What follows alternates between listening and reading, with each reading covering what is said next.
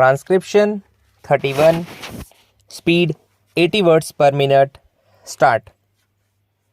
Madam, Deputy Chairman, the main question for consideration of this House is whether the increase in the passenger fares and in the freights that has been proposed by the Railway Minister should have the support of this House or not.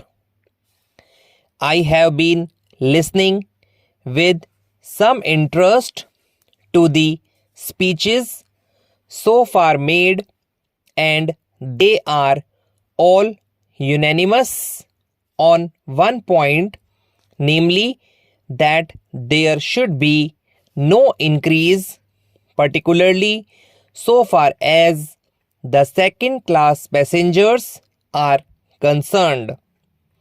What we have to decide at present is that those friends who have emphasized their opposition to this levy have also said that in view of out-developing economy, in view of our developing industrialization, in view of the fact that there is a greater demand for passenger traffic as well as goods traffic, we have to develop our railway system. We have to see that we increase our lines. We have also to see that we double our lines. We have also to see that the production of the locomotives, wagons and coaches is increased with greater rapidity. Otherwise, we will not be able to meet the demand of the developing economy. It is also agreed that according to the recommendations of the Pay Commission, we all feel that our workers, our laborers are entitled DA, which will be to the tune of rupees 12 crores. There are no two opinions about it.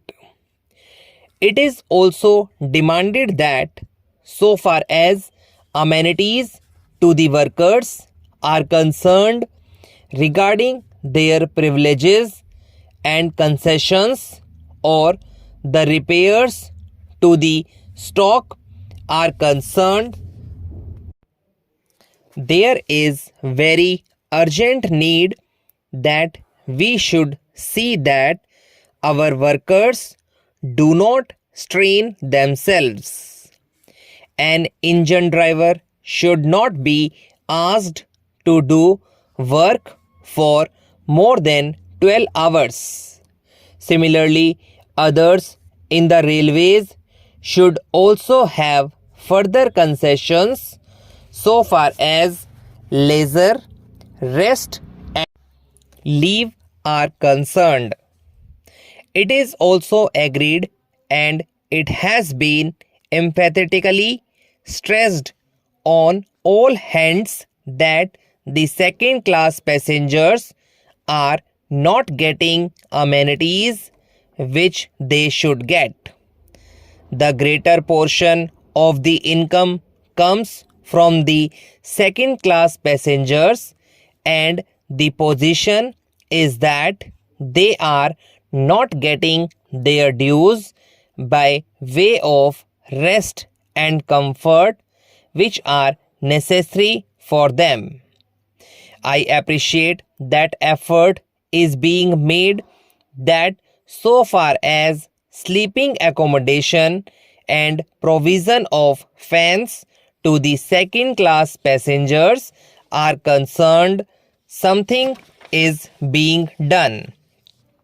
But this does not touch even in fringe of the problems, and when we see the second class passengers huddled together like cattle, not even having sufficient air to breathe in, we feel that there is something seriously wrong with our railway administration. We have also to see that the shortage that we had about the supply of wagons to the coal mines and to our steel industry is not there.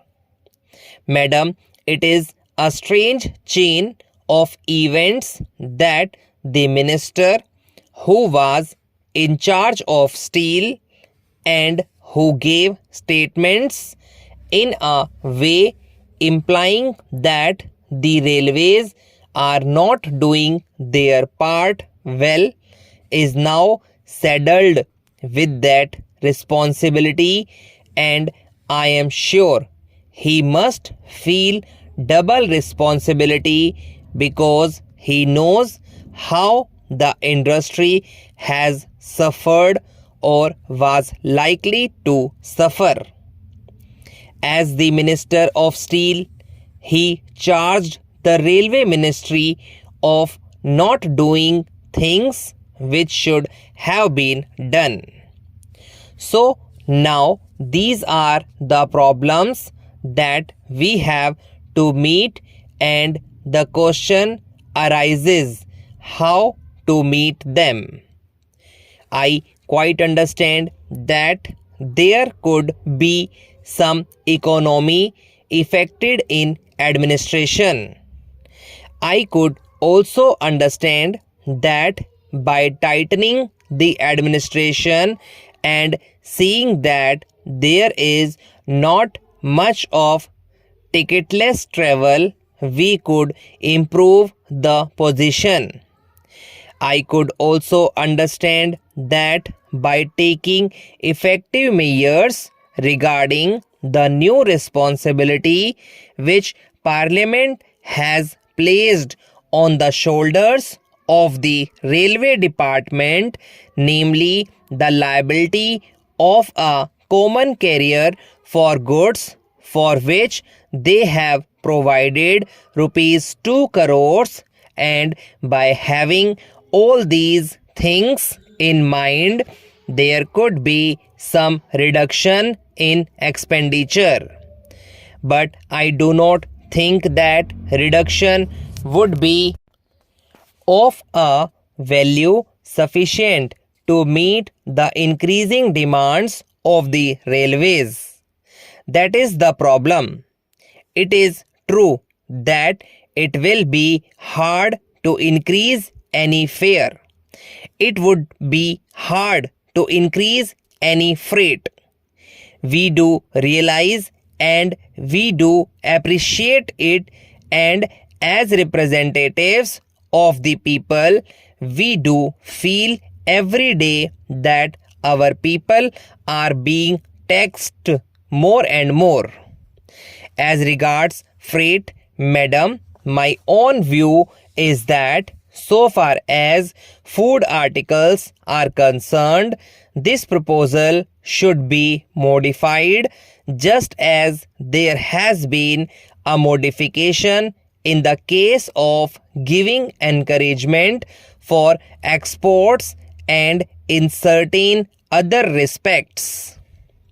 Similarly, I feel that so far as food articles are concerned, the proposal should be modified, and on the other things, these freights may continue as proposed.